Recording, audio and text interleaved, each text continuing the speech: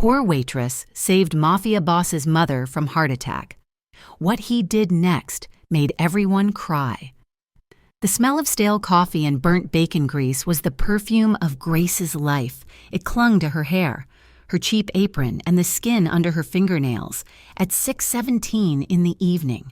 She had already been on her feet for 10 hours, running the cracked linoleum of Sal's diner on the roughest edge of Belmore. This was the Iron District, where sirens were the city's lullaby and hope was a four-letter word. Grace was tired. It was a tiredness that went beyond her aching feet and the throb in her lower back. It was a bone-deep exhaustion, the kind that came from calculating utility bills in her head while trying to remember if Table 3 wanted wheat toast or rye, every extra shift, every condescending tip, every moment spent smiling when she wanted to weep. It was all for Max. Her brother, only 10 years old, was asleep in their tiny apartment 3 blocks away, hopefully having remembered to double-bolt the door. Since their mother had passed 2 years prior, Grace had become the only thing standing between Max and the fractured, unforgiving world. He needed new shoes. The rent was 11 days late. The exhaustion was a luxury she couldn't afford to indulge. Outside, a late autumn storm was trying to break the city. Rain lashed the windows, and the wind howled, making the diner's front door rattle in its frame. The place was mostly empty, just a few regulars nursing lukewarm coffee. The bell above the door jingled, a sharp, cheerful sound against the backdrop of the storm. An elderly woman entered, shaking a fine mist from an expensive-looking umbrella. She was out of place. Her coat was dark wool, her handbag genuine leather, and her silver hair was perfectly coiffed. She looked frail, her skin like tissue paper, but she carried herself with an air of quiet dignity. Grace moved, her professional smile clicking into place. "Just one?" The woman nodded, her voice a soft rasp. "Just one. Somewhere warm, if you please. This weather." Grace led her to a booth away from the drafty door. "Coffee? Tea. Please. Hot, with lemon." Grace delivered the tea and went back to wiping down the counter, her mind already shifting back to Max, when a gasp cut through the diner's quiet hum. One of the regulars, a man named Hank, pointed. "Hey, the old lady!" Grace spun around. The woman was slumped forward, her teacup shattered on the floor. "She choking?" someone yelled. Panic rippled through the room. Customers stood up, backing away. Sal, the owner, froze behind the register. Grace didn't think. She moved. She grabbed the woman's shoulder. Ma'am, can you hear me?" The woman slid sideways out of the booth, landing in a heap on the floor. Her eyes were closed, her lips a terrifying shade of blue. Grace yelled, her voice cutting through the panic. "Sal, call 911, now!" She dropped to her knees. She felt for a pulse at the woman's neck. Nothing. She ripped open the front of the woman's wool coat. She wasn't breathing. "Oh, God, oh, God." Someone whispered from a booth. Grace tuned it out. The community center. The 2-day CPR certification she'd taken last year, just in case.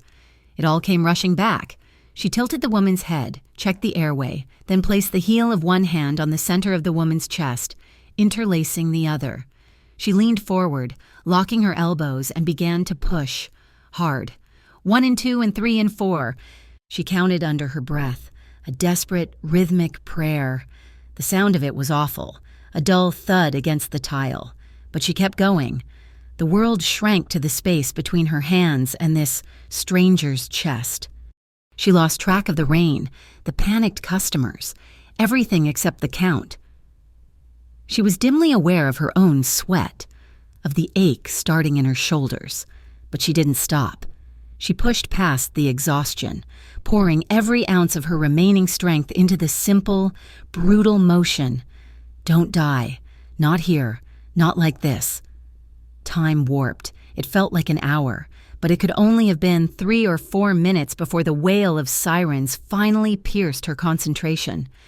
2 paramedics burst through the door, their gear scattering rainwater. "Step back, ma'am." Grace scrambled backward, her legs shaking, her hands trembling. She watched, breathless, as they took over. They cut open the woman's blouse, applied the pads of a defibrillator. "Charging, clear." The woman's body jumped. The paramedic watched the monitor. No rhythm. Starting compressions again. Grace watched, her heart hammering against her ribs. She had failed. She'd been too late. "Wait," the second paramedic said. "I've got a rhythm. Weak, but it's there. Let's bag her." They worked quickly, skillfully, a flurry of tubes and oxygen. As they loaded the woman onto the gurney, the first paramedic looked at Grace, who was still kneeling on the floor. "You did the compressions?" he asked. She just nodded, unable to speak. "You saved her life. Kid. Another minute and she would have been gone. You did good work." They asked for her name, but Grace just shook her head, her throat tight. Will she be okay?" "She's alive," he said, wheeling the gurney toward the door. "That's more than she had 5 minutes ago." And then they were gone. The diner was suddenly violently quiet. All that was left was the shattered teacup, the puddle of water, and the stunned faces of the remaining customers. Grace felt a wave of dizziness. She just held a life in her hands. Sal cleared his throat from behind the register. "Grace, clean up aisle 2, and, take 5. You earned it." Grace looked at her hands, still red from the effort. She nodded, grabbed a mop and a dustpan, and cleaned up the broken china. She didn't take 5 minutes. She went to table 4, where Hank was still staring at her, wide-eyed. "Sorry about the wait," she said, her voice hoarse. "Can I get you that coffee refill?" That night, the walk home felt longer than usual. The storm had broken, leaving the streets slick and the air cold. She clutched her keys in her fist, the metal biting into her palm, a habit she'd formed after a scare last winter. She turned onto her street and noticed it immediately. A car. It was parked in the shadows across from her building, a black sedan so clean and expensive it looked like a panther in a dog pound. It didn't belong. The engine was off, but she could feel it, a sense of occupancy, of being watched. She hurried inside her apartment building, locking the lobby door behind her. She didn't look back. Inside that car, Luca Romano did not move. Not. He watched the light in her third-floor apartment flicker on the tablet resting on his knee. Surveillance footage from the diner played on a loop. He'd been in a meeting across town when the call came. His mother, a heart attack, collapsed in a diner in the Iron District. He had expected the worst, but when he'd arrived at St. Jude's, she was alive, weak, stabilized, but alive. The doctor had been clear. Someone performed CPR. Immediately. Whoever it was, they saved your mother's life. 30 more seconds of oxygen deprivation, and this would be a very different conversation. Sal, the diner's owner, owed Luca's family more than money. Getting the footage had taken one phone call. Luca watched the screen. He watched the panic. He watched his mother fall, and then he watched her. The waitress, small, tired-looking, in a cheap, faded uniform. She hadn't hesitated. While grown men backed away, she had moved, focused, and brutal in her efficiency. He watched her hands, steady and strong, pumping his mother's chest. He looked up from the screen at the third-floor window. Grace. The file was already open on his passenger seat. Grace Allen, 24 years old, orphan, legal guardian to a 10-year-old brother, drowning in debt. No criminal record, clean. He picked up his phone. "Find out everything else," he said, his voice a low growl. "I want to know her blood type. I want to know her favorite color. I want to know what she's afraid of." He hung up and continued to watch her window, a strange, cold curiosity settling in his chest. The next morning, the diner bell jingled at precisely 11 o'clock. Grace looked up from a crossword puzzle, and her breath caught. The man from the black sedan. She knew it instantly. Though she'd only seen the car, he wore the vehicle like a second skin. He was tall, dressed in a black suit so perfectly tailored it must have cost more than her apartment's yearly rent. He wore no tie, the top button of his crisp white shirt undone. He didn't look like he was from Belmore. He looked like he owned it. He moved with a predatory grace, silent on the tile. His hair was dark, his face a collection of sharp, handsome angles. But it was his eyes that held her. They were the darkest brown she had ever seen, and they were fixed entirely on her. He slid into the booth she had just wiped down. He didn't look at the menu. Grace swallowed, picking up her notepad. Can I get you something, coffee? You're Grace, he said. It wasn't a question. His voice was deep, smooth, and laced with an authority that made her skin prickle. I am. The woman from yesterday. She is my mother. Grace's shoulders sagged in relief. This was about the woman. Oh, is she all right? I've been worried. She is stable, he said, his expression unreadable. The doctors at St. Jude's confirmed what I saw in the surveillance footage. You saved her life. I'm just glad I was there, that I remembered the training. The man, Luca, watched her, a deep, unsettling quiet emanating from him. He had dealt in violence, money, and power his entire life. He understood transactions. He did not understand this simplicity. He reached inside his suit jacket. Grace flinched. A tiny, almost imperceptible movement, but he caught it. His eyes narrowed. He slowly pulled out a thick envelope and placed it on the table. It wasn't a bank envelope. It was personal stationery, heavy and cream-colored, and it was bulging. This is for your time, he said, and your trouble. Grace stared at the envelope. She saw Max's shoes. She saw the landlord's eviction notice disappearing. She saw a full refrigerator. It was probably $10,000, maybe $20,000, enough to change her entire year. She slid the envelope back across the table. No, thank you. Luca's expression didn't change, but a flicker of something, surprise, annoyance, stirred in his dark eyes. I insist. I can't accept that. It's a gift. For my mother. I don't want a gift. Grace clutched her notepad to her chest, her knuckles white. She felt stupid and poor and ridiculously proud. You don't need to pay someone for doing the right thing. The silence in the diner stretched. Luca stared at her, truly seeing her for the first time. She wasn't just a tired waitress. She was exhausted. Yes, but she wasn't broken. There was a spine of steel beneath that cheap apron. He was, for the first time in recent memory, unsettled and amused. A small, cold smile touched the corner of his mouth. No one has ever said no to me, Grace. Well, she said, finding a sliver of bravery, there's a first time for everything. Now, if you're not going to order, I have other tables. He held her gaze for 3 long, heavy seconds. Grace refused to look away. Slowly, he nodded. He stood, the motion fluid and intimidating. He pulled a pen from his jacket and tore a corner from a paper placemat. He scribbled a few words on it. He placed the note on the table, weighing it down with a crisp $50 bill. For the coffee I never ordered. He said. He turned and walked out. The bell jingled. The diner seemed to exhale, the air returning to normal. But Grace knew it wasn't. Nothing was. She looked down at the $50 bill, then unfolded the note. The handwriting was sharp, precise, and black. I don't forget kindness. I protect those who show it. Grace scoffed, though her hand was shaking. Protect, she muttered. She crumpled the note, shoved it into her apron pocket with the 50, and went back to work. She forgot about it until 1 o'clock in the morning. She'd stayed late, closing up for Sal. The streets were empty, the fog rolling in from the river, muffling the sounds of the city. She was halfway down her block when she heard the footsteps, heavy, uneven, and speeding up. Hey, Gracie, wait up! She froze.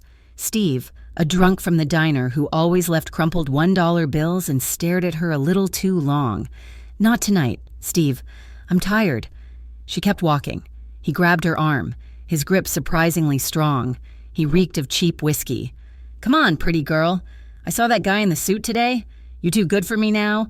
Too good for a drink? Let go of me, Steve, she hissed, trying to pull her arm free. I got money, he slurred, yanking her back, pulling her off balance toward the alley. Just one drink. Don't be like that. She opened her mouth to scream. She never got the chance. A black sedan, the same sedan, glided to the curb with impossible silence. 2 men emerged. They were mountains in suits, moving with a speed that defied their size. Steve froze, his drunken haze evaporating. What the hell? And one man grabbed the hand Steve had on Grace's arm. He didn't punch him.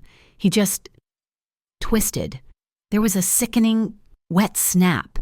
Steve howled, a high-pitched sound of agony, and collapsed, clutching his shattered wrist. The other man hadn't even looked at Steve. He was holding the back door of the sedan open for Grace.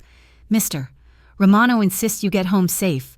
Miss—" Grace stared, paralyzed, at Steve whimpering on the wet pavement. Her heart was a trapped bird in her chest. "Miss," the man repeated, his voice polite but unyielding. She got in the car. The leather was cold and smelled like money and something metallic.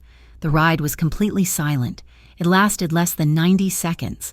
They pulled up directly in front of her apartment building's entrance. She stumbled out. "Thank you," she whispered to the empty air. The men didn't respond. The car waited until she had fumbled with her key, entered the lobby, and slammed the door. Only then did it pull away, disappearing into the fog. Grace leaned against the peeling pane of her apartment door, her entire body shaking. She looked out her small, dirty window, down at the street. The sedan was gone, but across the street, tucked into a darkened alleyway she had never noticed before, a different car was parked, a low, dark coupe. The red glow of a cigarette cherry flared once in the darkness. Luca Romano watched her shadow appear in the window. He had been there the whole time. He'd seen the drunk approach her. He'd felt a cold, possessive rage that had surprised him. He had waited to see if she would call, if she would use the power he had hinted at. She hadn't. She had tried to fight him on her own. He took a final drag from his cigarette, the smoke curling into the cold night air. She didn't want his protection. It didn't matter. His quiet obsession had just begun. The first change was small. Grace arrived at her apartment on a Tuesday night, bracing herself for the inevitable confrontation with Mr. Henderson, her landlord. He was always waiting in the lobby on the first, his face sour, his hand already out for the rent she was still short on. But the lobby was empty. She climbed the 3 flights of stairs, unlocked her door, and found a note slipped underneath. It wasn't an eviction notice. It was a receipt, her rent, paid in full.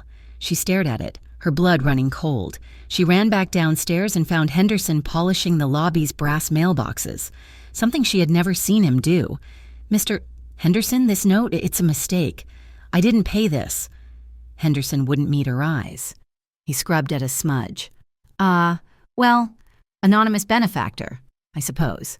Some new city program, don't worry about it. And, I had maintenance look at that leaky faucet in your bathroom. All fixed." He scurried away. Grace stood there, the receipt trembling in her hand. The next day, Sal, her boss, pulled her aside just before the lunch rush. "Grace, you look dead on your feet. You've been pulling doubles for 3 weeks. I hired a new girl for the night shift. From now on, you're 8 hours. No more closes." "What? Sal, I need the hours. I need the money." "Nonsense," he said, waving a spatula. "You're no good to me if you collapse on the floor. 8 hours. That's final, and take this." He shoved a $20 bill into her apron. "For being a good worker." She watched him walk away, baffled. Sal had never given her anything but grief. The third change came in Max's school backpack.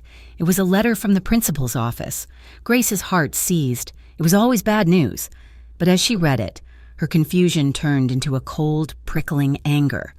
"Dear Miss Allen," it read, "we are pleased to inform you that an anonymous donation has cleared the outstanding lunch debt for your brother, Max. Furthermore, his account has been credited in full for the remainder of the school year. We are grateful for such community spirit."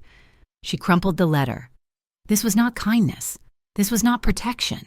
This was a violation. He was in her home, her job, her brother's school. He was pulling strings, treating her life like a puppet show. The crumpled note Luca Romano had left her was still in her jeans pocket, transferred from her apron.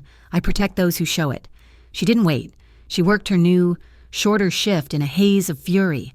At 6 o'clock, she clocked out. She didn't walk toward her apartment. She walked toward the alley across the street, the one where the low, dark coupe always sat. It was there, a shadow within shadows. She didn't hesitate. She walked right up to the tinted driver's side window and rapped on it, hard, with her knuckles. For a moment, nothing happened. Then, with a near-silent hydraulic hum, the window lowered. Luca Romano was inside, but he wasn't in his suit. He wore a dark Henley that stretched across his shoulders and jeans. He was looking at his phone, but he put it down when he saw her, and he didn't look surprised. "Get out of the car," she said, her voice shaking. He raised an eyebrow. "Good evening, Grace." "Get out, I'm not talking to a window." A flicker of that same amusement she'd seen in the diner crossed his face. He opened the door and unfolded himself from the car. He was taller than she remembered, and standing this close. He seemed to block out the streetlight, casting her in his shadow. "You need to stop," she said, jabbing a finger at his chest. "Stop what?" His voice was calm, a deep rumble that vibrated in the cold air. "My landlord, my boss, Max's school lunches.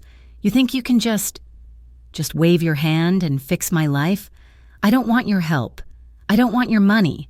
I haven't given you any money," he countered, his voice dangerously soft. "I'm smoothing the edges. Your landlord is a slumlord who was overcharging you by 20%. Your boss was exploiting you. Your brother was eating cheese sandwiches while other kids got hot meals. I fixed it." "You interfered," she snapped, her frustration boiling over. "You had no right. You don't know me. You don't know anything about me." He took a step closer. Grace held her ground, but her pulse was hammering.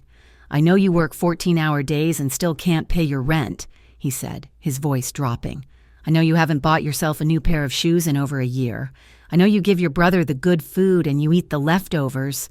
And I know you put your hands on my mother's chest and forced her heart to beat again. I don't owe you, Grace. I respect you." The word hit her like a physical blow. Respect. It was the last thing she expected to hear. Pity, she understood. Charity, she could reject. But respect. It stole the anger right out of her, leaving her feeling exposed and breathless. The tension between them changed. It was no longer just anger. It was something else. Something heavy and electric that crackled in the narrow space separating them. "It's late," he said, his voice softening just a fraction. "The streets aren't safe. Let me drive you home." She looked at the warm, leather interior of his car. It was just a few feet away. It represented safety, warmth, and a power she couldn't comprehend. It was deeply tempting. "No," she said, though her voice wavered. "I can walk. Just, stop. Please, no more." She turned and walked away, her entire back tingling, hyper-aware of his gaze. She didn't run, but she walked fast, her heart pounding a new, strange rhythm. She was frightened, but beneath the fear, a tiny, dangerous spark of curiosity had been lit. She didn't see the other figure, the one watching from the mouth of the alley across the street. Kyle. His name tasted like ash in her memory. He had seen it all. He had seen Grace. His Grace. Talking to a man who commanded presence just by breathing. He watched her walk away, and he watched the man in the coupe watch her. Kyle's eyes, dull and calculating, narrowed. He'd been trying to find a way to get back in her life, to get money from her. Now, he saw a new angle. He saw the expensive car. He saw a man who was clearly interested, and he saw leverage. He melted back into the shadows and began to follow her. A few days later, Grace's conscience got the better of her. She'd saved the woman, but she'd never even checked to see if she was truly all right. She'd been too consumed by the sun. She took her lunch break, a full hour now, and walked the 6 blocks to St. Jude's Hospital. She went to the front desk.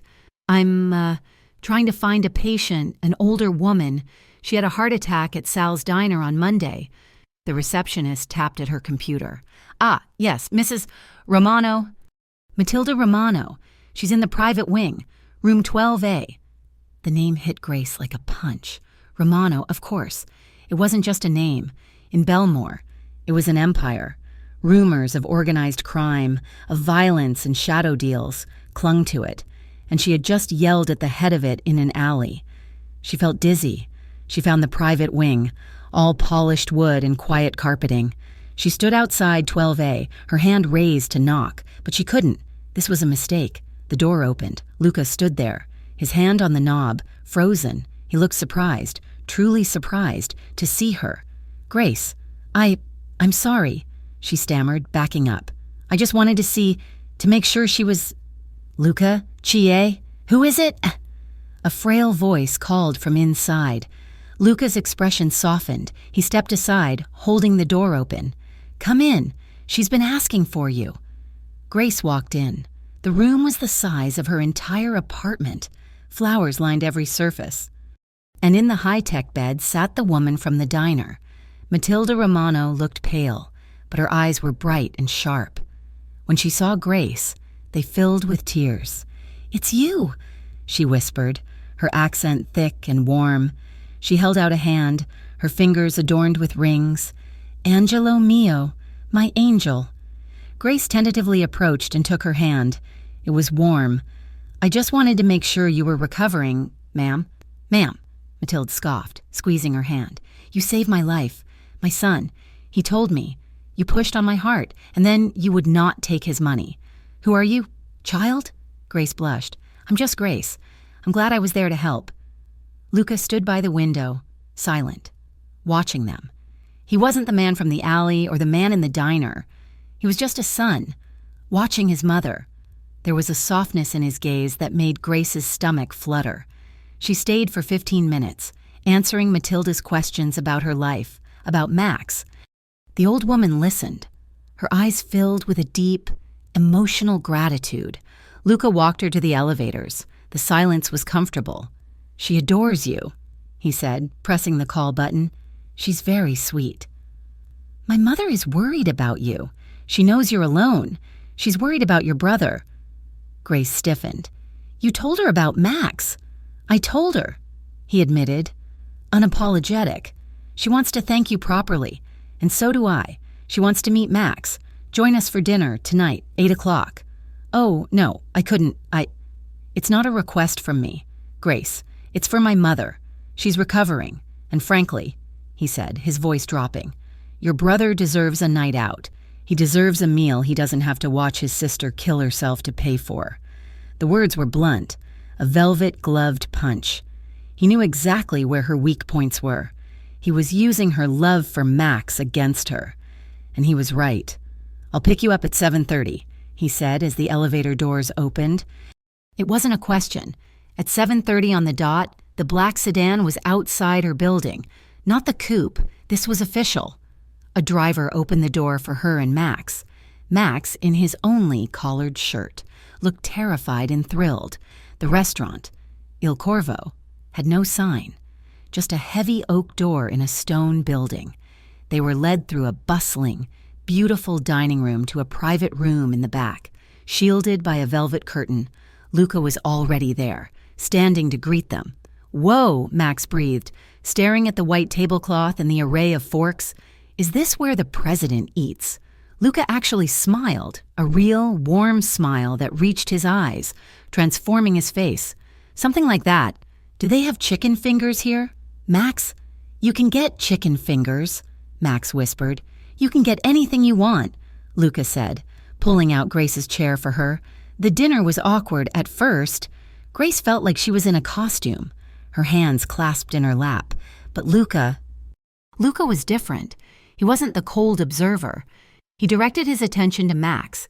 He asked him about school, about his favorite video games, about superheroes, and he listened. He listened with a genuine, focused interest that had Max, usually shy and quiet, chatting excitedly. Grace watched them. She watched this powerful, dangerous man laugh at one of Max's bad jokes. She saw him explaining to Max, with serious gravity, why Batman was a better strategist than Iron Man. She found herself relaxing. The food was divine, flavors she didn't know existed. She drank a glass of wine that tasted like liquid velvet, and she smiled. She smiled more than she had in 2 years. When the dessert came, a molten chocolate cake that made Max's eyes roll back in his head. She caught Luca's gaze. He wasn't smiling. He was just watching her, his expression intense, unguarded. It was the look of a man who was seeing something he desperately wanted. He drove them home himself, in his coupe. Max, full of cake and excitement, fell asleep in the back seat within 5 minutes. Luca parked outside her building, but he didn't just pull up to the curb. He got out. He walked her to the rickety lobby door. The street was quiet. "He's a good kid," Luca said, his voice low. "He is," Grace whispered. "Thank you. For tonight. It was dinner," he said. They stood under the buzzing fluorescent light of her lobby. He was close enough for her to smell his cologne, a clean, sharp scent of citrus and spice. He reached up, and his thumb brushed a strand of hair from her cheek. His touch was feather-light, but it burned a trail on her skin. The air thinned. She forgot to breathe. His eyes, dark and heavy-lidded, dropped to her mouth. She knew he was going to kiss her. She could see the decision in his face. And the most terrifying part? She wanted him to. She wanted to know what that mouth, which commanded men and soothed her brother, felt like. He leaned in, his hand moving from her cheek to cup the side of her neck, his thumb resting on the frantic pulse there. He was slow, deliberate, giving her every chance to retreat. The spell broke. The image of Steve's broken wrist, the name Romano, the whispers in the Iron District, her abusive ex, Kyle, who had taught her that men with power only ever took. She flinched and took a sharp step back, hitting the lobby door. Her hand flew to her throat, covering the spot his thumb had been. "I can't," she whispered. The words were choked, panicked. It wasn't just a no, it was a plea. "I am not for you. Your world will eat me alive." Luca's expression tightened. The warmth from dinner vanished, replaced by the cool, controlled mask. He didn't look angry, but he looked set, determined. He held her gaze for a long moment, then gave a sharp, single nod. He understood her fear. He didn't like it, but he respected it. "Get him inside, Grace," he said, his voice flat. "It's cold." She fumbled with her keys, her hands shaking so badly she almost dropped them. She pulled the door open, glanced back at him one last time, and then hurried inside. The weight of Max a comforting, familiar burden. Luca watched the door close. He stood on the pavement for a full minute, the cold seeping into his clothes. She was afraid of him. Good. She should be, but she had also smiled at him tonight. She had let her guard down. He turned and walked back to his car. He was a patient man. He'd torn down empires built on stone and steel. Tearing down the walls of one terrified, brave woman would just take a little more time. A small, knowing smile touched his lips. He'd be back. The calm didn't last. For a week. Grace lived in the strange, suspended reality Luca Romano had created. Her shifts were manageable. Her rent was paid. And Max was happy. She almost convinced herself it was normal. But her old life was waiting in the shadows. She was leaving the diner on a Thursday night, just after 8. The street was dark, the air damp with the promise of more rain. She was halfway down the block when a figure stepped out from the gap between two boarded-up buildings. Well, look at you." The voice hit her like a physical shove, freezing her blood. She didn't need to see his face. She knew the gravelly, wheezing sound of it. "Kyle?" she whispered. He was thinner than she remembered, his face gaunt and sallow, his eyes restless. He reeked of stale beer and desperation. "You've been doing good, Gracie," he said, his eyes raking over her. He took a step closer. "Real good, I see you. Moving up in the world, taking fancy dinners with men in expensive cars." He had seen them. The night at Il Corvo, he had been watching her. "What do you want, Kyle?" she asked, her voice flat. She fumbled in her pocket for her keys, ready to slide one between her knuckles. "What do I want?" He laughed, a short, ugly bark. "I want what I'm owed. You think you can just dump me and go play princess?" He lunged, grabbing her arm before she could react. His grip was like a steel trap. "That fancy man of yours? He looks like he has money, a lot of it. I figure $500 would be a good start, just to keep me quiet." "I don't have $500, she spat, trying to yank her arm free. "Get it," he snarled, his face contorting. He pulled her closer, his voice dropping to a terrifying, intimate whisper. "You get it, or maybe I pay a visit to Max. He remembers his Uncle Kyle, doesn't he? He's a fast runner, but I'm faster." That was it. The world went red. The terror vanished, replaced by a cold, sharp rage. She stopped pulling and slammed the heel of her free hand into his nose. He roared, stumbling back, his hands flying to his face as blood gushed. You broke my nose." Grace didn't wait. She ran. She sprinted back toward the diner, her heart threatening to burst from her chest. She didn't dare run to her apartment. She couldn't lead him there. She ducked into the dark, narrow alley behind the diner, pressing herself against the cold, damp brick, and slid down until she was sitting on the wet pavement. She didn't even think about calling the police. She had tried that 2 years ago, when she'd first left him.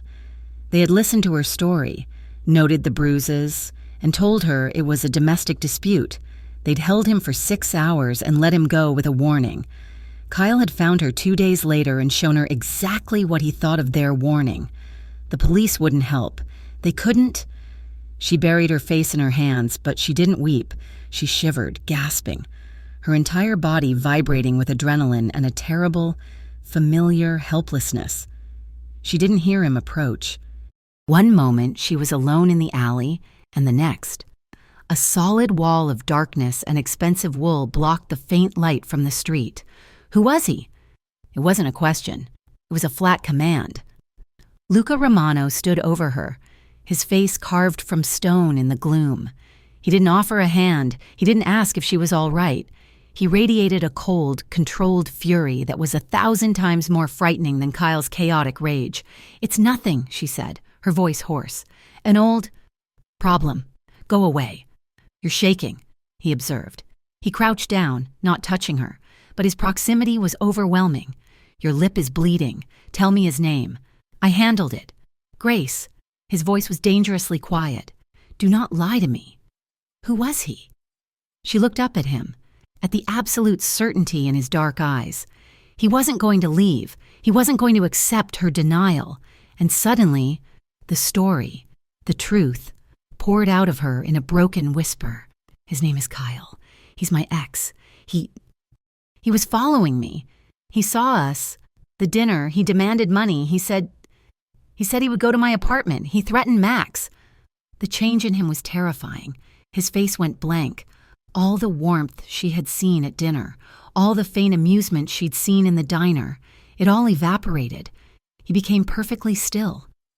When he spoke, his voice was barely audible, a vibration of pure, deadly intent. "Where is he?" "He's gone. I ran. Luca, I hit him. I think I broke his nose." "Good." He stood up, pulling his phone from his pocket. "What are you doing? You can't call the police. They won't." "I'm not calling the police," he said, his thumb moving over the screen. He was calling one of his men. "No." She scrambled to her feet, grabbing his arm. The suit jacket was impossibly fine, like armor.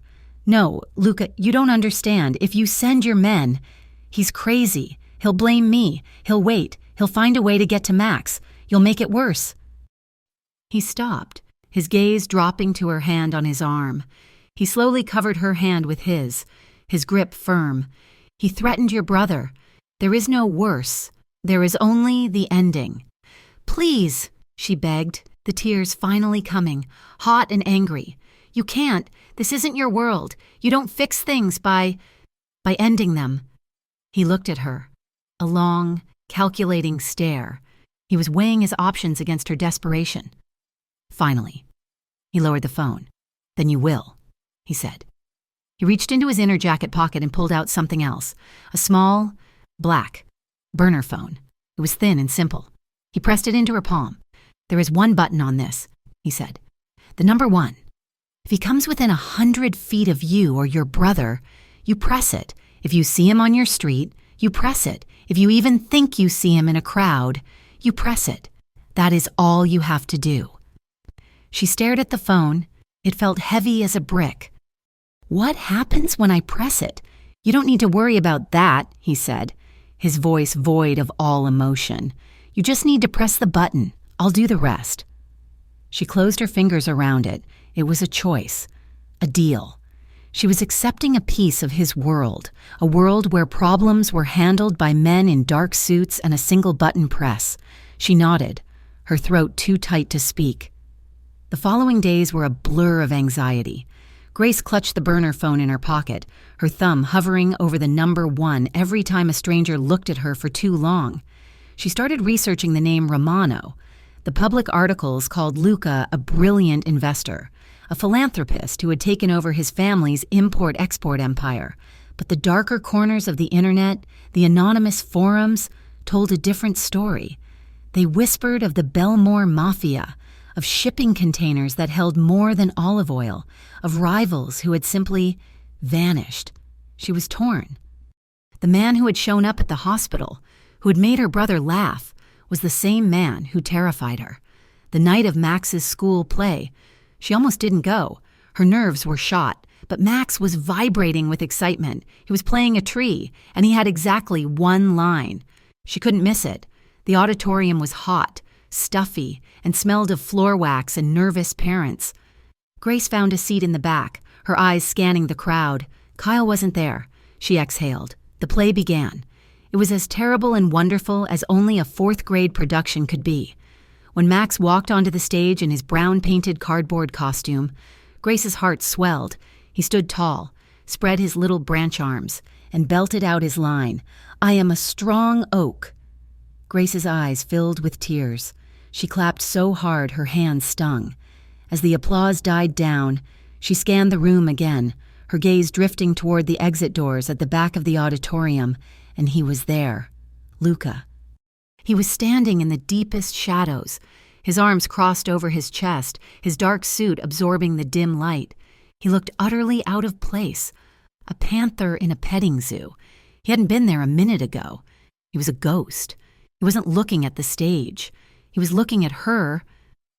When the play ended, Max was swarmed by his friends. Grace told him she'd meet him by the punch bowl and slipped out the side door.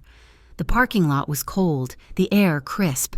She found him leaning against his coupe, which was parked so far from the other cars it might as well have been in another county. "What are you doing here?" she asked, her voice breathless. He turned his head. "My mother. She was worried she would miss the play. I told her I would come and report back." You came for Max's play?"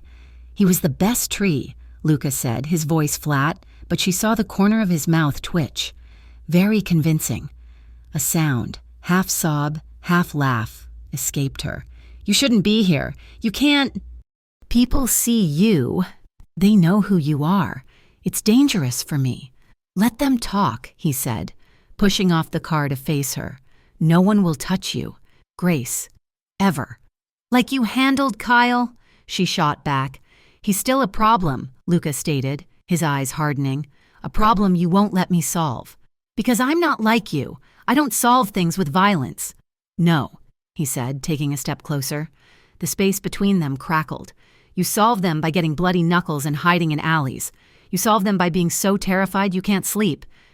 He was close now. So close she could feel the heat radiating from his body. "You saved my mother. I'm trying to save you. Why won't you let me?" All the fear, the confusion, the exhaustion, and the terrifying, unwelcome attraction she felt for this man boiled over.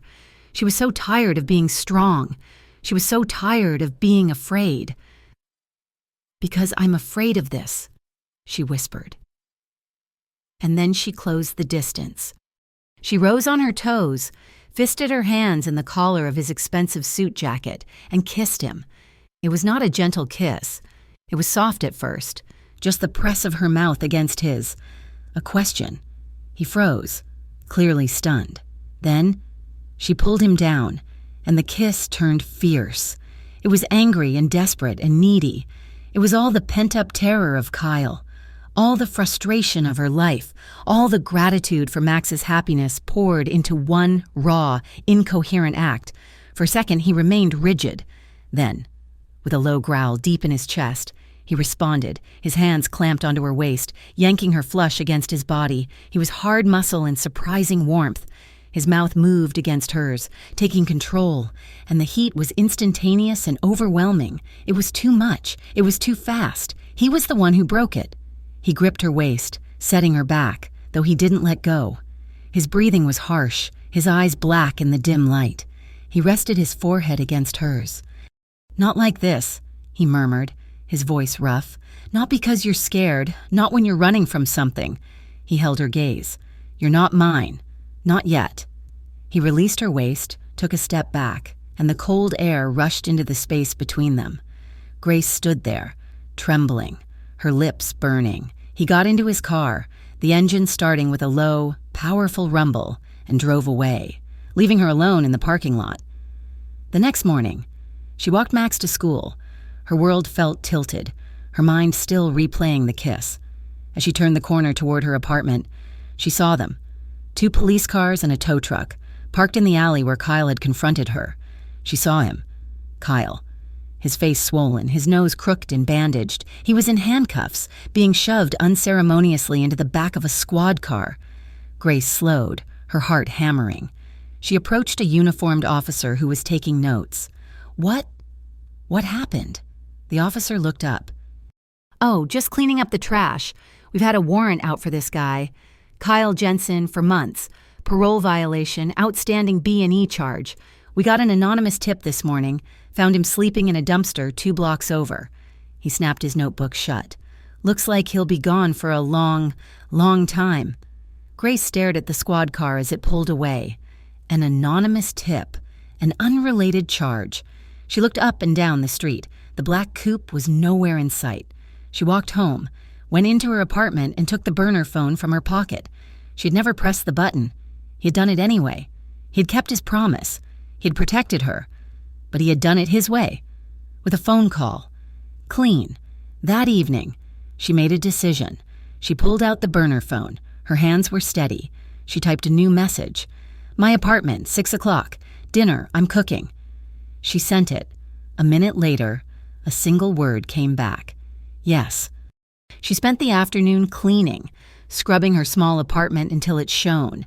She bought ingredients for spaghetti, Max's favorite. At 6 o'clock on the dot, there was a knock. Not the heavy, authoritative knock she expected. It was quiet. She opened the door. Luca stood there. He wasn't in a suit. He wore dark jeans and a simple black sweater, his hair slightly undone. He held a bottle of red wine, and he was alone. There were no guards in the hall. "You came," she said softly. "You invited me." He replied. He looked as uncertain as she felt. Max came running. "Luca, we're making spaghetti. Do you know how to make meatballs?" "I am not familiar with the process," Luca admitted. The next hour was the most surreal of Grace's life. Luca Romano, the most feared man in Belmore, stood in her tiny kitchen with his sleeves rolled up, awkwardly trying to roll meatballs while Max gave him serious instructions. He was clumsy. He was clearly uncomfortable. He was humble. Grace found herself laughing, a real, genuine laugh, as Luca tried to defend his lopsided creations. They ate at her small, wobbly dining table. It wasn't Il Corvo. It was loud, and Max spilled his milk, and the spaghetti sauce splattered. It was perfect. Later, after Max was asleep, Grace and Luca stood by the kitchen sink, washing the dishes. The small space was filled with a quiet, domestic tension. "He's gone," Grace said, not looking at him, scrubbing a plate. "Kyle." "Good," Luca said from behind her. She turned around, drying her hands on a towel. "Thank you." "You're welcome." He stepped closer, taking the towel from her hands and setting it on the counter. "You're safe now." "Am I?" she whispered. He didn't answer. He just looked at her, his eyes searching her face. Then, very slowly, he lifted his hands and cupped her jaw, his thumbs stroking the skin just below her ears. "Last night," he said, his voice low. "That was panic. I know. This," he said, "is not." He leaned down and kissed her. It was nothing like the parking lot. It was slow and deep and questioning. It was a kiss of profound tenderness. His mouth moving over hers with a reverence that made her knees weak. She melted into it, her hands coming up to rest on his chest, feeling the steady, strong beat of his heart. It was a quiet, passionate promise. It was acceptance. It was a surrender. The kiss lingered, deepening, a silent conversation that lasted long into the night, the rest of the city fading away. Outside, across the street, a man sat in a parked utility van. He lifted a camera with a long telephoto lens. He adjusted the focus, zeroing in on the third-floor window. He saw the silhouettes, the feared boss, in the apartment of the nobody Waitress. He saw them embrace, saw the long, passionate kiss. Click, whir, click. The flash was invisible from the apartment. The man in the van smiled. He pulled the memory card. The photos were perfect, clear, incriminating. Hours later, the images landed on a polished mahogany desk. Vincent DeMarco, Luca's oldest and most patient rival, stared at the picture of Luca Romano kissing the Waitress. He smiled. He had finally found Luca's weakness. The small, fragile piece that had settled in Grace's apartment shattered exactly 3 days after their kiss. It began not with a bang, but with a prickle on the back of her neck. She was at the diner, balancing 3 plates on her arm during the lunch rush. When she saw him, he was sitting in the back booth, the one Luca had occupied. But this man was different. He was thin, with pale eyes, and he was nursing a single, untouched cup of coffee. He wasn't looking at the menu. He was looking at her. He didn't look away when she caught his eye. He just stared, a faint, reptilian smile on his lips. It was a message. She fumbled a glass, her hands suddenly shaking. Sal yelled at her. She barely heard him. The man in the booth watched her clean up the broken glass. He paid in cash, leaving a too large tip, and walked out. Grace watched him get into a nondescript gray sedan and drive away. Not quickly, but with a lazy, confident patience. She felt the weight of the burner phone in her pocket. This was what it was for. But what could she say? A man looked at me. She felt foolish, but the fear was real. It was the same cold dread Kyle had always inspired, but amplified, professional. That night, Luca had insisted on posting a car outside her building. She hated it. She hated the reminder of the invisible cage that was closing around her. But when she picked Max up from his after-school program, she held his hand a little tighter. She had to work a double. Sal's new night girl had called in sick. Luca had been furious. A low, rumbling anger over the phone. "You can't," he'd said. "I have to," she'd countered, desperate for one last piece of her old life. "I need the money. Luca, I can't just stop living. My men are downstairs, 2 of them. Do not walk home. Let them retrieve you." She had agreed, just to end the argument. She left the diner at 10:30. The streets were quiet. She was only 2 blocks from her apartment when her cell phone rang. Not the burner, her personal phone. It was Max. "Grace," he whispered, his voice trembling. "Grace, there's someone at the door." Grace stopped dead on the pavement. The world tilted. "What do you mean, honey? Is someone knocking?" "No," he cried, a small, choked sob. They're picking the lock. I hear scratching. Max, go. Go to the closet, right now. Get in the back, under the coats. Do not make a sound. Do you hear me? Do not make a sound." She didn't hang up. She ran. She sprinted, her lungs burning, screaming into the phone. "Max! Max!" She rounded the corner to her street just in time to see it. Her apartment door, on the 3rd floor, splintered, bursting open. She saw 2 of Luca's men, the ones who were supposed to be in the car, charging up the stairs, guns drawn.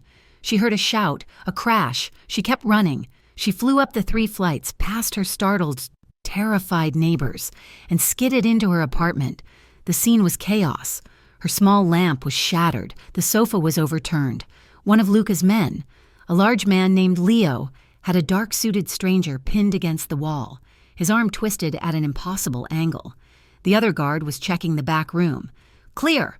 he yelled, and from the hall closet, she heard a tiny, muffled sob. "Max!" She ripped the closet door open and found him huddled in the back, his knees drawn to his chest, shaking so hard his teeth were chattering. She pulled him out, burying his face in her chest, rocking him, her own body seized by violent tremors. "It's okay. I'm here. It's okay. You're safe. I've got you."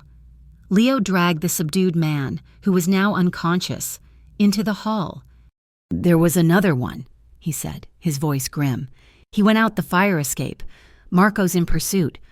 Grace just held her son, unable to process the violation. They had been inside her home, while her child was alone. Then Luca arrived. He must have broken every traffic law in Belmore. He didn't burst in. He walked in, his presence sucking all the air from the room. He took in the splintered door, the overturned furniture, and Grace, who was on her knees, weeping into her son's hair. His face was not angry. It was terrifying. It was a void. He knelt, not in front of Grace, but in front of Max. "Max," he said, his voice impossibly gentle. "Are you hurt?" Max, still clinging to his mother, slowly shook his head. Luca's gaze lifted, meeting Grace's over Max's shoulder. His eyes were black with a rage so cold it burned. "Pack a bag," he said. "What?" she whispered. "You have 5 minutes. Pack a bag for you and your son. We are leaving." "Luca, this is my home."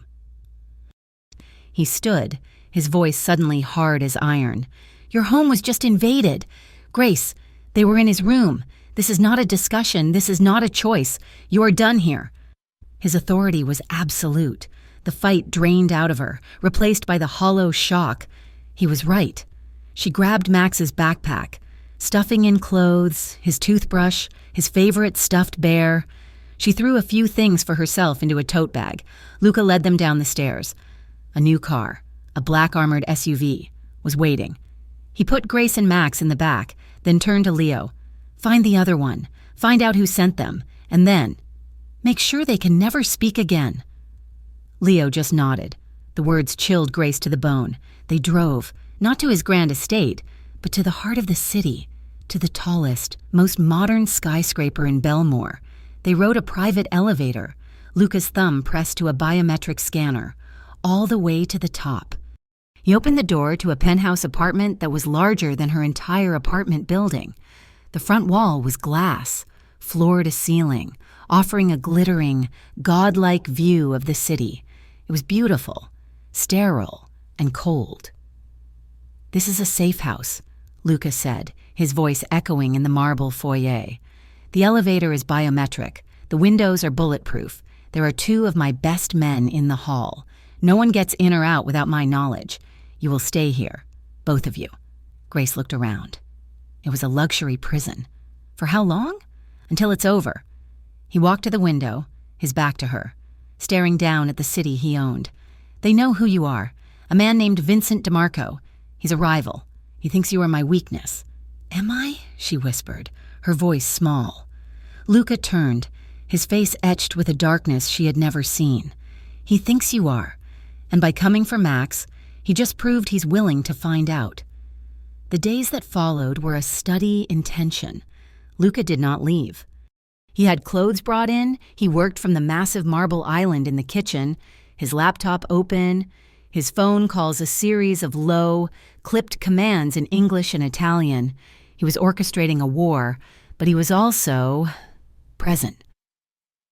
He was there when Max woke up, his voice soft as he explained that they were on a special vacation.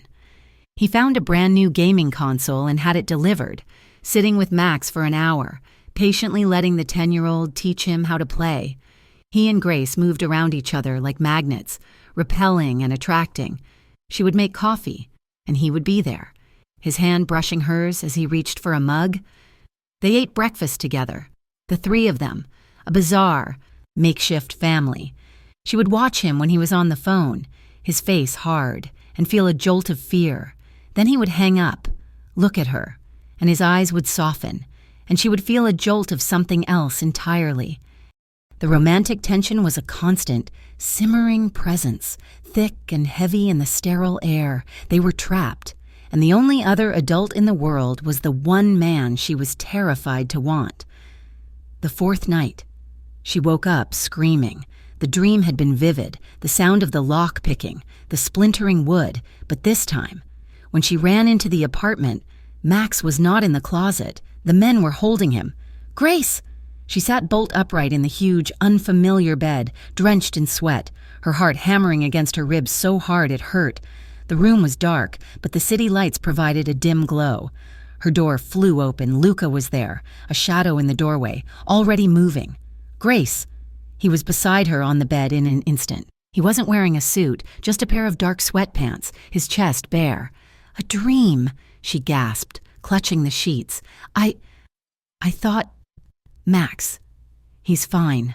Luca's voice was a low rumble, meant to soothe. He's asleep. I just checked on him. You're fine. It was a nightmare. He reached out, not to pat her, but to pull her. He pulled her against his chest, and his arms wrapped around her. Strong and solid, she collapsed against him, burying her face in the warm skin of his shoulder, and finally let go. The sobs were violent, racking her body, the delayed terror of the past 4 days erupting all at once. He just held her. He didn't shush her. He didn't offer platitudes. He stroked her hair, his large hand gentle, and murmured her name, over and over, a grounding anchor in her panic. I have you, he whispered into her hair. You're safe. Esti and Sigaranta. I will not let anyone harm you. She quieted, her sobs fading to shudders. She became aware of everything.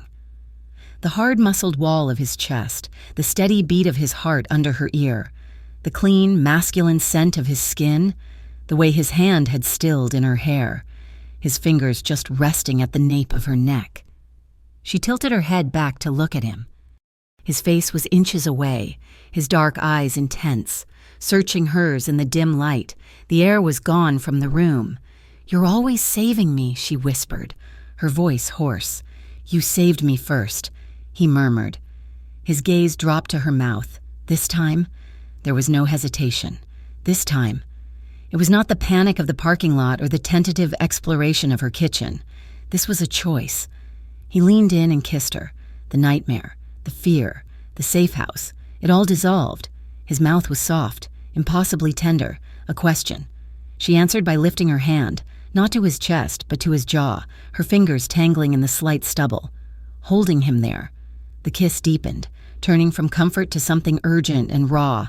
It was the culmination of every stolen glance, every brushed hand. His arms tightened around her, pulling her from sitting to half lying, his body caging hers on the mattress. He broke the kiss, resting his forehead against hers, his breathing harsh. Grace, he said, his voice thick, tell me to stop, now, or I won't. Don't stop, she breathed. It was all the permission he needed. He laid her back against the pillows, his movements slow, deliberate, as if she were made of priceless glass. He looked at her, his eyes dark with a reverence that made her entire body ache. He worshipped her. He didn't take, he gave. His mouth traced a path from her lips, down her jaw, to the frantic pulse in her throat. His hands were maps, learning the shape of her, gliding over her ribs, her waist, his touch gentle but firm.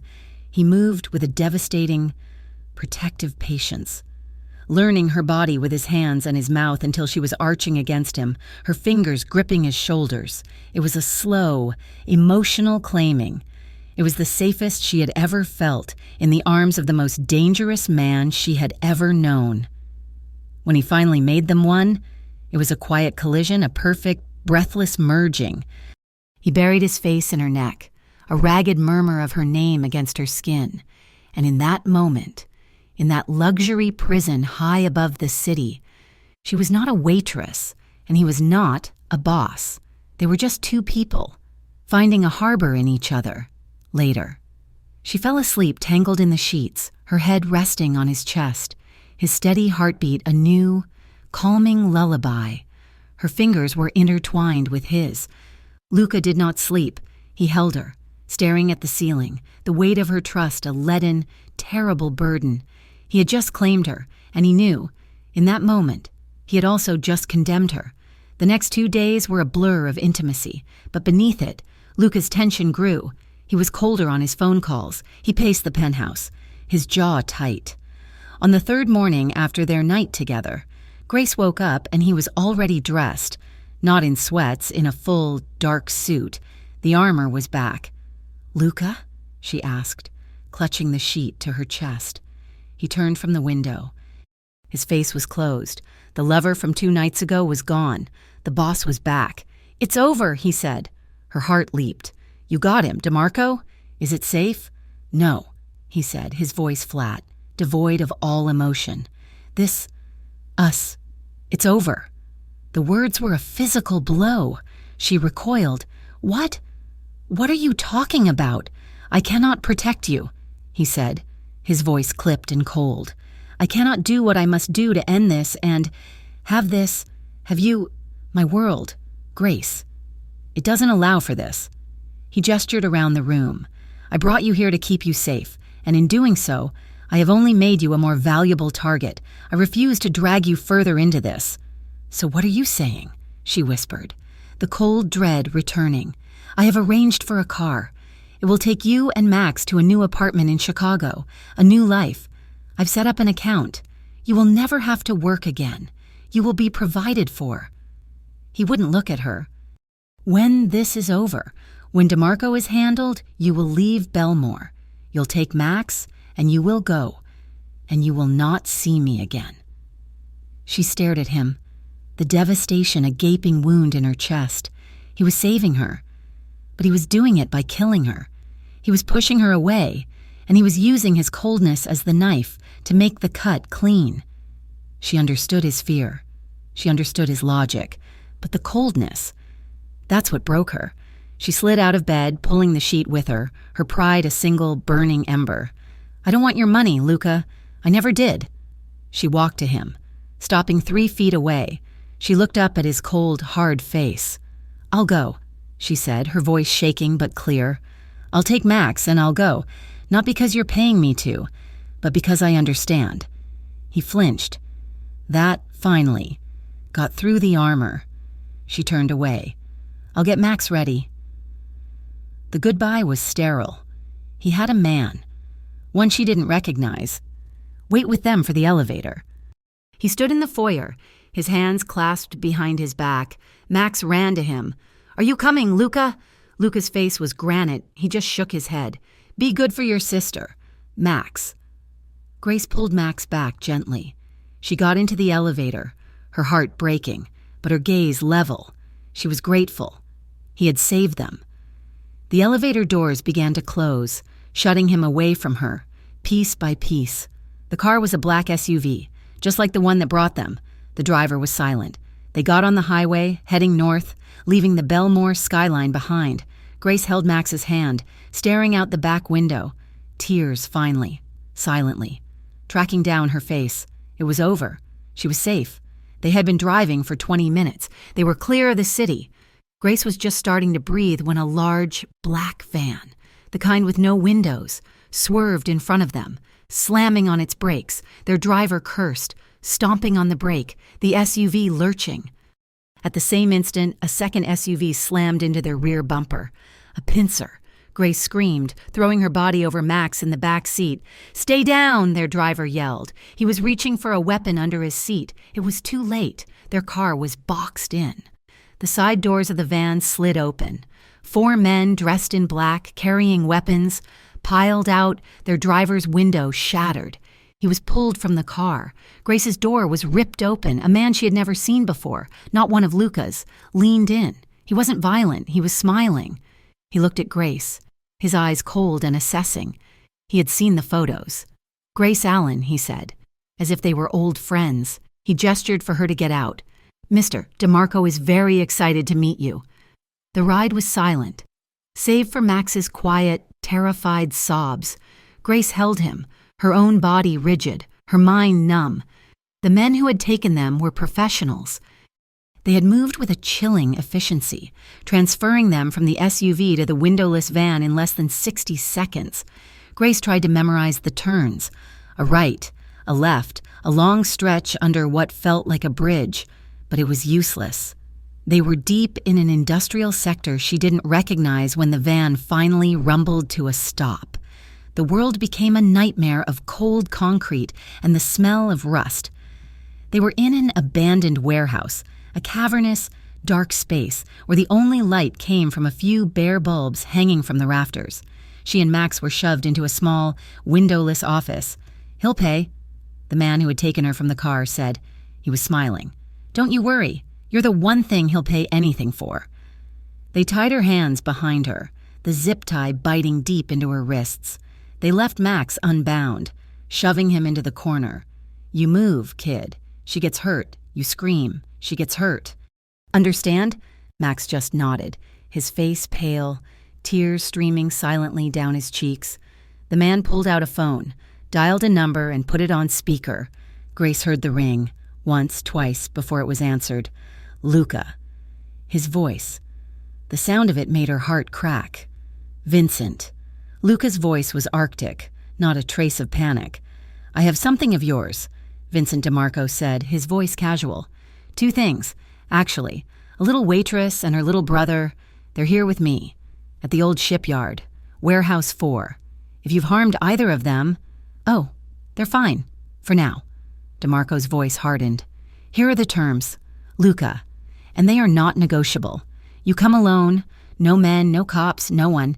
You have 1 hour. If I see a single car that isn't yours, I shoot the boy. If you are not here in 1 hour, I shoot them both. Do you understand me? Romano?" The line was silent for a beat. "I understand." 1 hour, DeMarco repeated, and hung up. He turned to Grace, his smile returning. "See, he'll be here. And when he comes for you, he dies, and I take everything." He left, locking the heavy metal door behind him. The click of the deadbolt echoed in the small room. Grace was left in the dim, cold dark with the sound of her son's weeping at the Romano estate. Luca's hand did not shake as he ended the call. He turned to his consigliere, Antonio, an older man with silver hair and worried eyes. "He's at the old shipyard, Warehouse 4. He has Grace and the boy." "It's a trap," Antonio said immediately, his face gray. "Luca, it is an obvious, stupid trap. You cannot go alone. He'll have 12 men. He said if he sees anyone else, he kills the boy," Luca said, his voice flat. He walked to a steel cabinet in his study and began checking the mechanisms of several firearms, his movements economical and precise. "So we send a team," Antonio pleaded. 12 men, 20. We go in hard. We overwhelm them." "He'll hear us coming. He'll have a man in that room. The moment the shooting starts, Grace and Max are dead." Luca snapped a magazine into place. He was not a boss tonight. He was a weapon. "I'm going in alone." "Luca, per l'amor di Dio," Antonio begged. "This is suicide. Let me handle this." Luca turned, his eyes so dark and devoid of light that Antonio flinched. "He threatened a child. He threatened her. This is not business. Antonio, this is pest control." He holstered a weapon at his back, another at his ankle. "You will bring the men. You will bring all of them. You will set a perimeter 1 mile wide. You will lock down every road in and out of that shipyard, but you do not move in until you have my signal. And if I am not out in 2 hours, you burn that warehouse to the ground. Understood?" Antonio saw the resolve. He nodded, his throat tight. "Understood. Don Romano." Luca walked out, pausing only at the door. "And call the commissioner. Tell him I'm about to deliver Vincent DeMarco and his entire enterprise. Tell him his anonymous tip will come at midnight." His last stop was the hospital, the private wing. His mother was sleeping. He stood in the doorway, the scent of antiseptic and flowers filling his lungs. He watched the steady rise and fall of her chest, the woman Grace had saved, the woman who had given him life. He walked to her bedside, brushed the silver hair from her temple, and kissed her forehead. She stirred, but didn't wake. "Forgive me if I don't return," he whispered, and then he was gone, a ghost disappearing into the night. In the warehouse office, Grace had stopped crying. The terror was still there, a cold, heavy thing in her gut, but the rage was stronger. She looked at Max, huddled in the corner, his small body shaking. She would not let him die here. She twisted her hands, feeling the serrated edge of the zip tie against her skin. It was impossibly strong. She shuffled on the floor, her back scraping against the drywall. The office was cheap, falling apart. There was a broken filing cabinet, a metal desk, and in the corner, a pile of refuse. She saw it, a glint of light, a piece of broken glass, thick and curved, from an old bottle. "Max," she whispered. He looked up, his eyes wide and red. "Honey, I need you to be brave. I need you to slide that piece of glass over here. The one by the cabinet. Do not make a sound. Use your feet." He looked, saw it, and nodded. He lay on his stomach, and with agonizing slowness, he pushed the shard across the dusty floor with his toes, his sneaker squeaking faintly on the concrete. It took him 2 minutes to get it within her reach. Grace twisted, her shoulders screaming, and managed to trap it between her bound hands. She began to saw. The edge was dull, but the plastic of the zip tie was old. She turned her wrists, angling the glass, feeling it bite. It was slow. She felt the sharp edge slice into the skin of her palm, a hot, wet sting. She ignored it. She kept sawing. The warehouse was a fortress of shadows. Luca moved along the outside, silent as the fog rolling in from the water. He'd counted 4 guards on the perimeter. He dealt with them without a sound. 2 went down to a silenced bullet, a quiet thwip in the dark. 1. He took from behind, a hand over the mouth, a sharp, violent twist. The 4th. He disarmed and disabled, leaving him unconscious but alive, a conduit for a message. He slipped inside through a rusted side door. The main floor was a graveyard of machinery and stacked crates. He counted 8 more men, spread out, armed, waiting for him to walk through the front door like a fool. He stayed in the rafters, a shadow among shadows. He moved, one by one. A muffled thud as a man was pulled into the darkness, a strangled gasp. He was a phantom, dismantling DeMarco's trap piece by piece. Back in the office, the zip tie snapped. Grace ripped her hands free, ignoring the blood that streamed from her palms. She crept to the door, listening. She could hear men shouting in the main warehouse, a note of confusion, of panic. Something was happening. Luca, she looked at Max. Stay in the corner. Do not move until I come for you. She picked up the largest shard of glass, wrapping the base in a piece of rag from the trash pile. She flattened herself against the wall beside the door, her heart a drum against her ribs. The lock clicked. The door swung open. A guard stuck his head in. What's with the kid? DeMarco's. Grace didn't hesitate. She screamed, a raw, primal sound, and lunged, plunging the glass shard deep into the man's thigh.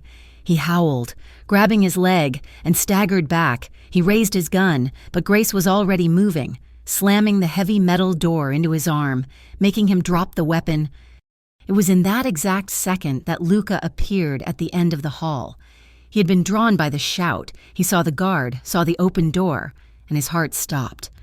He arrived in 3 long strides, kicking the gun away, and saw her, Grace, standing over a whimpering Max, her hands and arms covered in blood, a jagged piece of glass held in her hand like a dagger.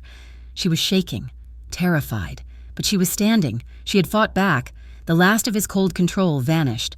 He strode into the room, kicking the door shut, and grabbed her. He ripped the glass from her hand and pulled her against his chest, his arms like steel bands. He buried his face in her hair, breathing her in. "You're alive," he whispered, his voice rough. He came in?" she gasped, clinging to him. He pulled back, his hands framing her face, his eyes burning into hers. He saw the blood on her palms, the courage in her eyes, and he was stunned. "You're mine," he whispered, fierce and desperate. "Always." He kissed her, a hard, brutal kiss that was not about love but about life, a confirmation that she was real. He pulled away. "We're leaving." He scooped Max up with one arm, grabbing Grace's uninjured hand with his other. "Stay behind me." They moved fast, back into the labyrinth of the warehouse. "Where is everyone?" she whispered. "Taken care of," he said grimly. They were almost at the main loading dock doors, almost at the freedom of the night air, when the floodlights flashed on, blinding them. "Bravo, Luca!" Vincent DeMarco's voice echoed from a catwalk above. "Truly, you took out 16 of my men. I'm impressed." Luca pushed Grace and Max behind a stack of metal barrels. He drew his weapon. DeMarco stepped into the light. He wasn't alone. He had 2 men with him, large and armed. "But you were so loud. I knew exactly where you were, and you still came." "All for her?" he sneered. "She must be worth it." "Let them go. Vincent, this is between us." "It was," DeMarco agreed, "until you... Now, it's about this. It's about taking what you love, just like your family took what I loved. My father, my honor. Your father was a snake who got what he deserved, And now you'll get what you deserve, DeMarco roared. Kill them. Kill the boy first. The two men opened fire. Luca pushed Grace and Max down, returning fire, the sound deafening in the enclosed space. One of DeMarco's men fell. The other ducked for cover. Go, go, Luca yelled, shoving Grace toward a side exit. Run! Grace grabbed Max's hand and ran. They burst out into the foggy night air, scrambling over train tracks. Luca was right behind them. This way, he yelled, when DeMarco burst from the same door, alone, his face a mask of rage. Romano! DeMarco lunged, not with a gun, but with a knife. He tackled Luca, and the two men went down, rolling on the wet gravel. It was a brutal, desperate fight. Punches, grunts, the flash of steel. Grace watched, paralyzed with horror. Luca was strong, but DeMarco was fueled by years of hatred. The knife flashed. Luca cried out, a sharp, pained sound. DeMarco was on top of him. He had Luca pinned, the knife raised, aimed at his throat. Luca was holding the man's wrist with both hands, his face pale, a dark stain spreading on his side. He was injured. He was weakening. No! Grace screamed. She looked around, frantic. The guard she had stabbed, his gun, it was gone. But DeMarco, in the fight, his own pistol had fallen from his waistband. It lay on the gravel, 5 feet away. She didn't think. She lunged, grabbed the heavy, cold metal. Grace, no! Luca yelled. DeMarco laughed, looking up from Luca. You don't have it in you, sweetheart. He pressed the knife down, breaking Luca's guard. The gun was so heavy. Grace lifted it with both hands, her arms shaking so badly she could barely aim. She saw Luca's face, strained with pain. She saw the knife starting to descend. She screamed and pulled the trigger. The sound was a single, flat crack. It ripped the world apart. Vincent DeMarco froze. He looked at her, his expression one of pure, blank surprise. He looked down at his chest, then he collapsed, falling sideways off of Luca. Silence. The only sound was the foghorn on the water and Grace's own ragged, terrified breathing. She dropped the gun as if it were on fire. Luca pushed himself to his elbows, clutching his side, his breath coming in gasps. He stared at DeMarco's still body, then at Grace. She was trembling, her entire body seized by a violent, uncontrollable shock. She looked at her hands, the hands that had saved his mother. They had just taken a life. Oh, God, she whispered. Luca. He staggered to his feet and pulled her into his arms, away from the body. You're okay. You're okay. He held her head against his chest as she began to sob, the shock breaking. The wail of sirens cut through the night, dozens of them. They were close. The police, she gasped, pulling away. They'll say Shh. Luca held her face, his gaze steady, even as he winced in pain. Listen to me. You did nothing. You were never here. What are you talking about? The gun? My people are here. The police. They are my arrangement. He was already making the deal. He was trading DeMarco's entire network, the warehouse full of contraband, the evidence. For her. They will find DeMarco. They will find his men. They will find a crime scene, but they will not find you. He was using all his connections, all his power, to erase her from the narrative. He was taking the fall. An ambulance and several black cars, not police, screeched to a halt nearby. Antonio ran out, his face grim, followed by paramedics. Get him! Antonio yelled, pointing at Luca. No, Luca said, pushing the paramedics away. He looked only at Grace. Luca, you're bleeding! She cried, trying to press her hands to his side. Grace, you have to go, he said, his voice soft. No, I'm not leaving you. Not again. I just found you. Luca, please, she begged, clutching the front of his bloody shirt. Don't disappear. Don't do this. He looked at her, and all the ice, all the coldness was gone. All that was left was a devastating, aching tenderness. He saw the woman who had fought for her son, the woman who had saved his life. He leaned down and kissed her, a deep, final, heartbreaking kiss. It tasted of his blood and her tears. He pulled back, his forehead resting against hers. You saved my mother, he whispered. Let me save you. He gently uncurled her fingers from his shirt and pushed her toward Antonio. Get her and the boy home. The other home. Keep them safe." He turned, just as the first police cars arrived. He put his hands up, not in surrender, but in calm acceptance, and walked toward the flashing blue and red lights, leaving her standing alone in the dark. The news was full of it for 3 weeks. The fall of the DeMarco Syndicate, a massive, coordinated sting. The police commissioner called it the single biggest victory for Belmore in 2 decades. Vincent DeMarco was dead. His organization shattered, his warehouses seized. Grace watched it on the small television in the new apartment. It was clean, anonymous, and safe. Antonio had moved her and Max here the night of the warehouse, while Luca was still being questioned. It was in a quiet neighborhood she didn't know, with a doorman and new locks, but it was a cage. She returned to normal life, or a ghost of it. She took Max to his new school. She walked to the grocery store. But the world had lost its color. The adrenaline that had defined her life for months was gone, leaving behind an aching, hollow emptiness. The silence was deafening. She was safe, but she was utterly alone. She had been cleared. The official story was that Luca Romano, in a complex plea agreement, had provided the anonymous tip that led to the sting. Arriving just as the shooting concluded, Grace Allen, a civilian bystander, had been rescued from the scene, the gun she had fired, her fingerprints, the blood on her hands. It had all vanished, erased by Luca's final, absolute act of power. She kept waiting for the black coupe to appear, for him to knock on her door. The armor gone, the lover returned, but he never came. A month after the warehouse, the knock finally did come. But it wasn't him. Grace opened the door to find Matilda Romano. She looked smaller than she had in the hospital, and a decade older. She wore a simple black dress, her eyes red-rimmed. "Grace," she said, her voice rough. Grace let her in. The 2 women stood in the sterile living room, united by the man who was missing from both their lives. "He is gone," Matilda said, her voice breaking. "What do you mean?" Grace's heart seized. Did they hurt him? After—" "No, child," Matilda said, taking Grace's hands. Her grip was surprisingly strong. "He is alive, but he is gone. He turned himself in." Grace stared, uncomprehending. "But the deal, he gave them DeMarco," Antonio said. "He did not just give them DeMarco," Matilda said, and now the tears were rolling freely down her powdered cheeks. "That was the first part of the deal, the part that saved you, the second part. That was the part that saved him." She explained. Luca had walked into the U.S. Attorney's office the day after the warehouse.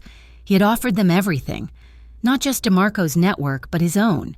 He offered up the lieutenants who were still tied to the old ways, the shipping routes, the accounts. He kept his mother and his core, legitimate businesses safe, but he cut off the diseased limbs of his own family. He pled guilty, Matilda whispered, to racketeering, conspiracy, older charges from before his father died, things they could never prove. He just gave it to them. A final sacrifice, to end the cycle, to ensure no one could ever use his past against him, or against you, ever again. "How long?" Grace whispered, the word hollow. 18 months, with parole for his cooperation. Perhaps 16. He's in a federal facility, upstate. Grace collapsed onto the sofa, the emptiness inside her suddenly filling with a sharp, profound grief. He hadn't just disappeared. He had erased himself. He had traded his freedom for hers, and for his own. Max, hearing the sobs, came out of his room. He saw the 2 women crying, and with a wisdom beyond his 11 years. He went to Matilda. He put his small hand on her arm. "It's okay. Luca is strong. He'll be back." Matilda looked at the boy, this child who was the mirror of the woman who had saved her, and she pulled him into an embrace. "Yes," she whispered, "he is strong." She then turned to Grace, pulling something from her handbag. It was a single, sealed envelope made of heavy, cream-colored stationery. His handwriting, just her name, Grace. "He wrote this," Matilda said, "and he wanted you to have this." She held out a small velvet box. Grace opened it. Inside, On a bed of black satin was a ring. It was not a diamond. It was an old, heavy gold signet ring, worn with time, bearing a crest, the Romano family ring. He said it was not a chain. Matilda said, her voice thick, but a key, for when he returned, Grace's hands were shaking.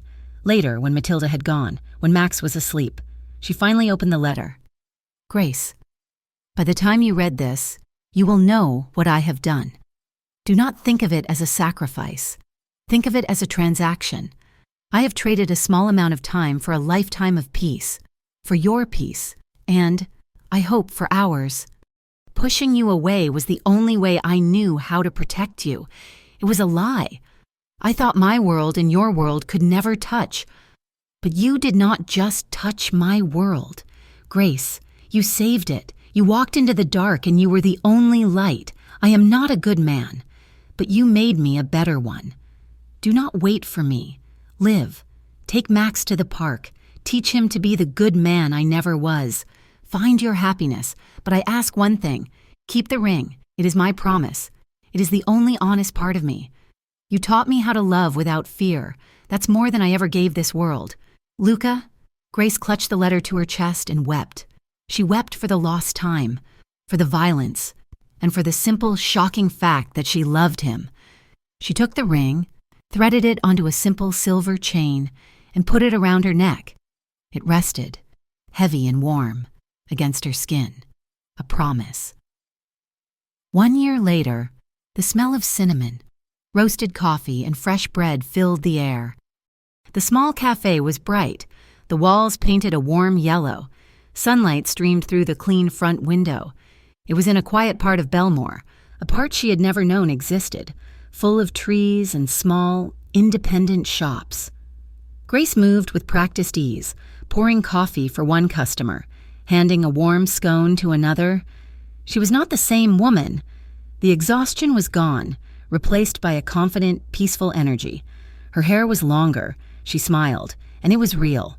Max, now 12, and taller, was behind the counter, deftly managing the cash register. He was thriving. The shadows were gone from his eyes. He was just a boy, happy and safe. After Luca's letter, Grace had made a decision. She would not hide. She would not just survive. She would build. Matilda, who had become a second mother to her, had offered her the money Luca had left. Grace refused most of it, taking only what she called a loan, a business loan. She had built this place from nothing. The bell above the door jingled, signaling a new customer. "Welcome," Grace called out, her back turned as she worked the espresso machine. "Be with you in just one—" She trailed off. The cafe had gone quiet. Max was staring at the door, his jaw slack. Grace turned around. A black car was parked at the curb.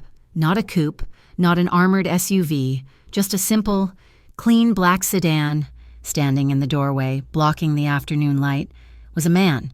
He was thinner than she remembered, the sharp angles of his face more pronounced.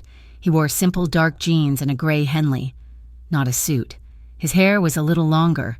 He looked weary, as if he had not slept in 16 months, but it was him. It was his eyes. They were the same, dark and intense, and they were fixed only on her, Luca. The ceramic mug in her hand slipped. It shattered on the tile floor. She didn't breathe. She didn't move. He took one step inside, and then she ran. She didn't care about the customers. She didn't care about the broken mug. She rounded the counter, her feet slipping slightly, and launched herself at him. He caught her, his arms wrapping around her waist, lifting her clean off the floor.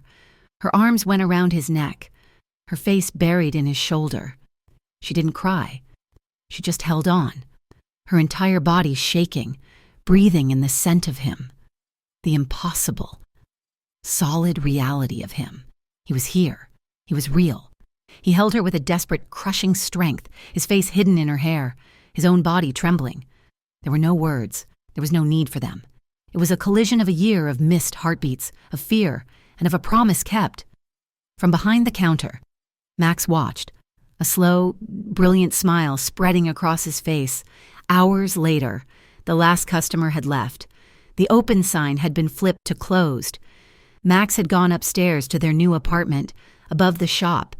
The cafe was quiet, lit only by the soft glow from the streetlights. Grace was wiping down a counter. Luca was drying. They worked in a comfortable, domestic silence. He had been quiet, observing her new life, his gaze filled with a profound pride. She finished the counter and turned to him. He set the towel down. They just looked at each other, rediscovering the geography of each other's faces. "You came back," she whispered. It was not a question. It was a statement, a miracle. He stepped close, his hands coming up to cup her face, his thumbs stroking her cheeks. He looked down at the gold ring that still hung on the chain around her neck. "You were the only place I ever wanted to go," he replied, his voice rough. He leaned down. The kiss was not the desperate, claiming kiss of the warehouse or the slow, reverent kiss of the penthouse. It was a kiss of arrival. It was slow and deep and certain. It was peace. It was healing. It was the rest of their lives. Grace's hands came up to rest on his chest, feeling the steady, familiar beat of his heart. Home, outside. The new neon sign flickered on, casting a warm, pinkish glow onto the pavement. It read, "Romano Grace, homemade with love. Thank you so much for listening to this story. We would love to know where in the world you are listening from, so please drop a comment. If you enjoyed this, be sure to subscribe to Mafia Romance Stories for more content just like this. We value your thoughts, so please share them with us in English.